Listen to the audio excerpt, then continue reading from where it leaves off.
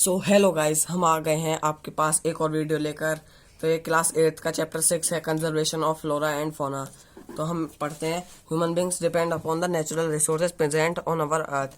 जो मनुष्य है वो नेचुरल रिसोर्सेज को यूज कर रहा है जो हमारी धरती पर उपलब्ध हैं अपने सर्वाइवल के लिए, अपने जीवन व्यापन करने के लिए। Population of human beings is increasing, consumption of natural resources is also increasing. जो हमारी पॉपुलेशन है वो बढ़ रही है, इसलिए नेचुरल रिसोर्सेज की जो कंजप्शन है वो भी बढ़ रही है। This is increasing at alarming rate as the balance between demand and availability is getting unproportional due to increasing demand.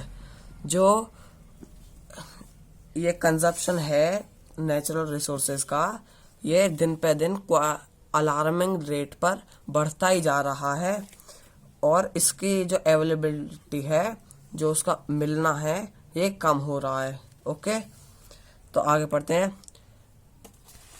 आगे ये देखिए, the prevent this from happening we should take care of our natural resources. इससे बचने के लिए हमें natural resources की care करनी चाहिए। Should conserve our natural resources so that balance between supply and demand always maintained। इस वजह से हमें ये देखनी चाहिए कि जो हमारी डिमांड है और जो वो बन रहा है वो दोनों बराबर हों, या बनने ज़्यादा हम अपना यूज़ करें कम। Okay, for this we should use our resources wisely. तो हमें जो अपने रिसोर्सेज हैं उन्हें बुद्धिमानी से यूज़ करना चाहिए।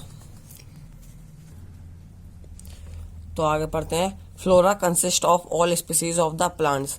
जो फ्लोरा है, फ्लोरा और फौना, इनमें ये ध्यान रखना, फ्लोरा जो है वो प्लांट्स की स्पीसीज हैं और प्लांट्स, जो सारे प्लांट्स हैं वो फ्लोरा है, और जो एनिमल्स हैं, मैमल्स हैं, ये सब आएंगे फौना में। Okay guys, whereas all the species of the animals known as fauna.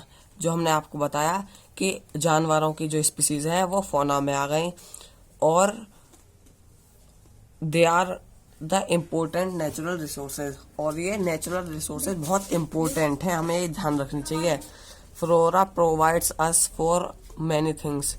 जो फ्लोरा है वो हमें बहुत सारी चीज़ें देता है, जैसे लकड़ी, मसाले, दवाइयाँ, साफ हवा।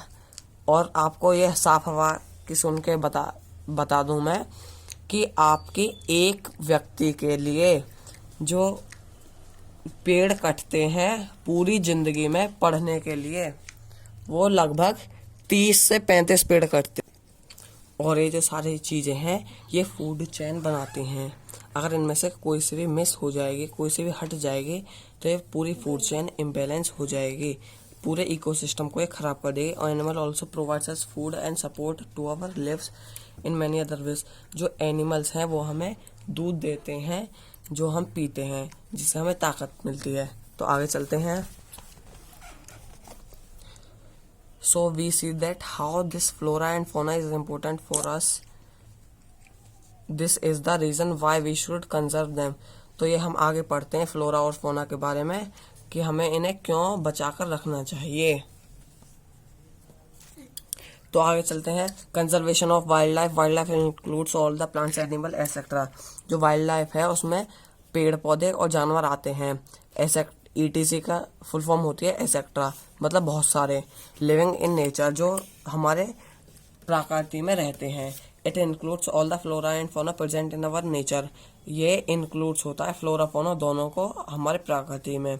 अकॉर्डिंग टू द एस्टिमेट के माने तो 10 million different species of plants and animal occur on earth. लगभग 10 मिलियन अलग अलग पेड़ों की और जानवरों की प्रजाति पाई जाती हैं, और 1 मिलियन में 10 लाख होते हैं।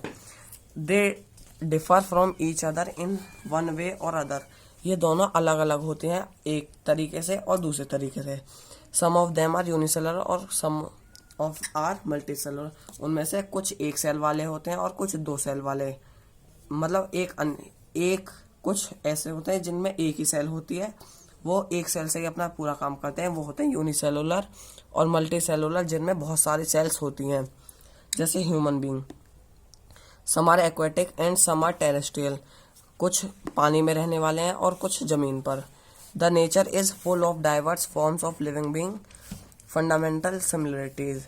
जो हमारी प्रकृति है इसमें बहुत सारे लिविंग बींग्स हैं, बहुत सारे लिविंग बींग्स की फॉर्म है, जिन्हें हम क्या कहते हैं, biodiversity. Biodiversity means different forms of plants, animal, micro organism present on earth. Biodiversity जो है वो प्लांट और एनिमल्स की और माइक्रो ऑर्गेनिज्म की एक फॉर्म है, जिसे हम बायोडाइवर्सिटी कहते हैं, जो हमारी पृथ्वी पर मिलती है।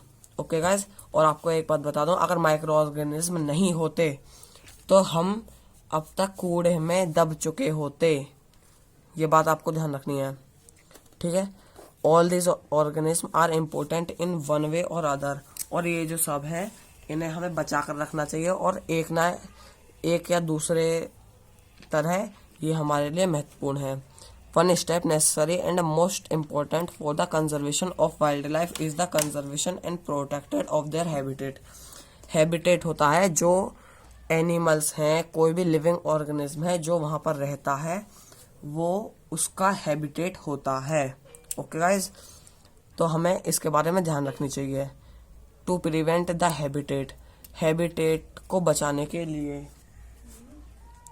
इट इज़ वेरी इंपॉर्टेंट, यह बहुत ज़रूरी है, टू स्टॉप डिफॉरेस्टेशन, पेड़ों का कटना। हम किताबों में देख लेते हैं कि पेड़ों को कटना, बचाओ, पेड़ों को बचाओ, लेकिन इसके बारे में कुछ होता नहीं है, तो हमें पढ़ना है, ठीक है, डिफॉरेस्टेशन के बारे में। आगे डिफॉरेस्टेशन के बारे में मैं बता रहा हूँ कि हमें हर अपने एक जन्मदिन पर जो हम केक लाते हैं, केक कुछ लोग होते हैं जो केक बिगाड़ देते हैं, एक पेड़ लाकर हम हर एक जन्मदिन पर लगाएं तो हमारे पास काफ़ी सारे पेड़ हो जाएंगे। और आपके लिए बता दूं कि आप कहोगे कि आप क्यों नहीं लगाते, तो मैं बता दूं, मैं हर साल मेरे जन्मदिन पर अपने घर के पीछे पेड़ लगाता हूँ। Deforestation not only deprives us of our flora, ये फ्लोरा के बारे में ही नहीं बताता है, बट इट स्नैचेस अवे, और ये हमें बताता है the homes of different birds and animals, और ये हमें बताता है जानवरों की और चिड़िया की प्रजाति के बारे में। टू डू दिस, इसे करने की वजह से we should keep aside some permanent places for animals, हमें इन्हें बचाने की वजह से, और जो हमने परमानेंट प्लेसेस बनाई हैं उन्हें बोलते हैं हम वाइल्ड लाइफ सेंचुरीज, ठीक है। Government is responsible for management in wild life sanctuaries की गवर्नमेंट रेस्पॉन्सिबल है, गवर्नमेंट इनको देखती है। प्लांट्स और एनिमल्स, बर्ड्स, इन्हें सबको बचाया जाता है नेचुरल हैबिटेट में।